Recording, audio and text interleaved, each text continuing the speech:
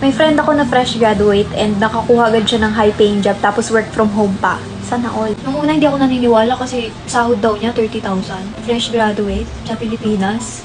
Wow. May tinuro siya sa akin ha kung paano niya ginagawa yung resume niya. Tinry ko and then nag-work siya. Nag-apply din ako doon few months ago and hindi ako tinanggap. Tapos ngayon, tinry ko yung ginawa niya and then natanggap ako. Para makatulong din ako guys, tuturo ko sa inyo kung paano. So first thing is go to Google and type mo lang to, blackbox.ai.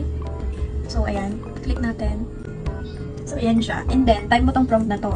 Build me a downloadable professional resume /CV. And then, ang gagawin mo is i-input mo dito yung details mo, yung pangalan mo, yung educational background mo, yung experience mo, yung skills mo.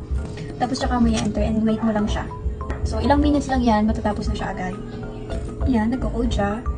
And boom, ayan, tapos na guys, di ba? So, ang gagawin mo lang is download mo dito, to here, click mo lang yan, download PDF. And ayan siya, di ba? Diyan daw resume, di ba? Andiyan na siya. So, ganun lang siya kalupit guys, sobrang bilis lang. And ang ganda rin ng resume nito. If gusto niyo to i-try, you search blackbox.ai on Google or click nyo lang yung link sa bio ko.